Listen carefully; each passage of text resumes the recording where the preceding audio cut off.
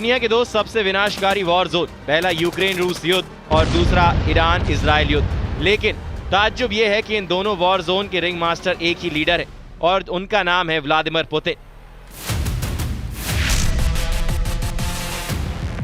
क्योंकि पुतिन ही है जिन्होंने ईरान को पावर दी है, पुतिन ही है जिन्होंने अमेरिका को खाड़ी में उलझा रखा है।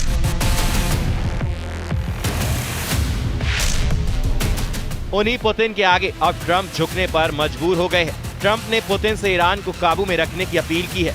ये बात ट्रंप पुतिन की 1 घंटे से ज्यादा लंबी चली फोन कॉल में हुई है, जिसमें ट्रंप पुतिन से बार बार ये कहते हैं कि वो ईरान को एटम बम नहीं बनाने देंगे। पुतिन ईरान को ये बात समझाएं कि वो एटम बम बनाने की जिद से पीछे हट जाएं। तो क्या पुतिन इस बात के लिए राजी हुए हैं?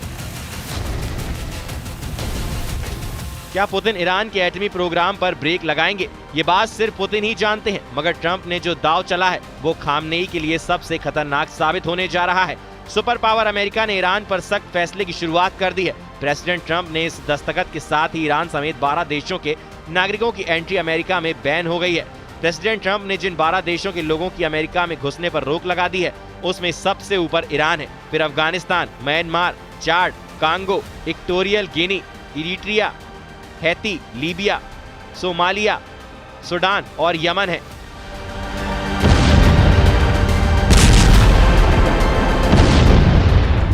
ट्रंप ने ईरान पर एक्शन ले लिया है। यह एक्शन खामनेई की धमकी के फौरन बाद लिया गया है, पुतिन से फोन कॉल के बाद लिया गया है। मतलब अमेरिका युद्ध की तरफ कदम दर कदम बढ़ रहा है। इसकी वजह ईरान से हर दिन एटम बम को लेकर आ रही डरावनी अपडेट है।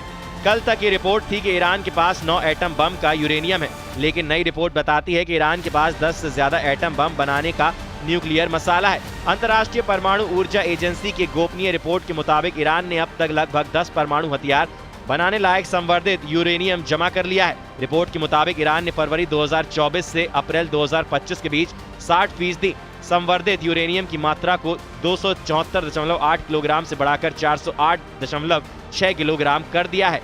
देखा जाए तो केवल 3 महीनों में ईरान ने संवर्धित यूरेनियम की मात्रा को लगभग 50% तक बढ़ा दिया है। ईरान के एटमी प्रोग्राम में तूफानी तेजी ट्रंप के प्रेशर के बाद आई है। जनवरी में शपथ लेने के साथ ही ट्रंप ने ईरान को एटमी डील करने के लिए धमकी दी, जिसके बाद ईरान ने 2 गुने से ज्यादा यूरेनियम जुटा लिया। ईरान ने एटमी पावर बढ़ाने के साथ ही ये भी बार बार दोहराया कि वो अमेरिका और इजराइल की धमकियों से डरने वाला नहीं है। ईरान के सर्वोच्च लीडर, विदेश मंत्री और राष्ट्रपति ये घोषणा हर दिन नए नए अंदाज में कर रहे हैं।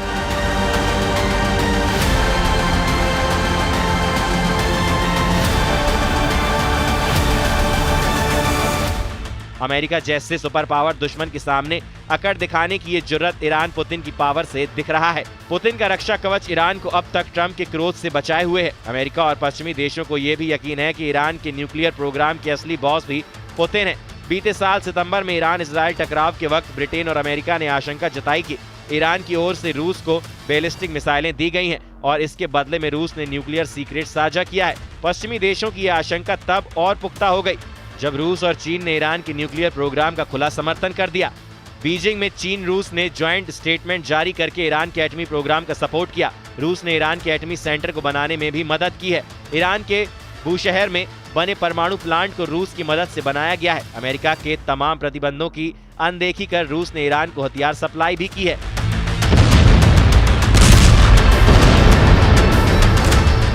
रूस ने ईरान को S-300 एयर डिफेंस सिस्टम दिया है। ईरान ने रूस से S-400 एयर डिफेंस सिस्टम और फाइटर जेट की डील की कोशिशें भी की हैं। इसके एवज में ईरान ने रूस को यूक्रेन युद्ध के दौरान शाहिद ड्रोन और बैलिस्टिक मिसाइलों से मदद पहुंचाई है। इजराइल ऐसा कर सकता है। इजराइल पहले भी ऐसा कर चुका है। इजराइल ने 5 जून की तारीख को वो इतिहास रचा है जिसे खाड़ी के 8 देश कभी भुला नहीं पाएंगे। साल 1967 में 8 देशों से सिर्फ 6 दिन में ही इजराइल ने अकेले युद्ध जीता था।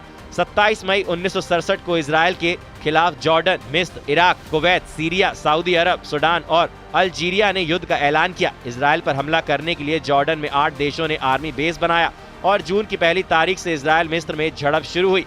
अरब अलायंस इजराइल पर बड़े हमले की जब प्लानिंग कर रहे थे, उससे पहले इजराइल ने 5 जून को ऐसा हमला किया कि युद्ध भड़क गया। 5 जून 1967 को इजराइल ने मिस्र की पूरी एयरफोर्स तबाह कर डाली। इजराइल के हमले में मिस्र के 400 जंगी जेट बर्बाद हो गए। इसके बाद इजराइल ने अपने हमले का रुख जॉर्डन, सीरिया और इराक की वायु सेना की तरफ किया था और उन्हें तबाह कर दिया। 7 जून को इजरायली सेना ने यरूशलेम पर कब्जा जमा लिया और वेस्टर्न वॉल पर प्रार्थना करके अपनी जीत का जश्न मनाया। 10 जून 1967 संयुक्त राष्ट्र के दखल के बाद संघर्ष विराम के समझौते के साथ युद्ध खत्म हुआ। सिर्फ 6 दिनों में इजराइल ने 8 देशों को हराकर खाड़ी का नक्शा बदल डाला था। लेकिन आज की बात तो कुछ और ही है। इजराइल खाड़ी का सुपर पावर है। इजराइल के हथियार बेजोड़ हैं। इजराइल के पास सबसे दमदार डिफेंस सिस्टम है। इजराइल के पास सबसे हाईटेक तकनीक है। यही नहीं, इजराइल के पास एटम बम भी है। ये बात भी 100% सच है कि इजराइल ने ईरान पर हमला शुरू किया तो अमेरिका शांत नहीं बैठने वाला। बिना अमेरिकी मदद इजराइल कभी युद्ध का जोखिम उठाता ही नहीं। फिलहाल ट्रंप किसी भी तरह के युद्ध के मूड में नहीं है। यही वजह है कि वो पुतिन से ईरान को रोकने की अपील कर रहे हैं। हालांकि पुतिन ने ट्रंप को अब तक किसी तरह का भरोसा नहीं दिया। पुतिन ने जो वादा किया है वो ईरान के लिए ज्यादा फायदेमंद दिख रहा है।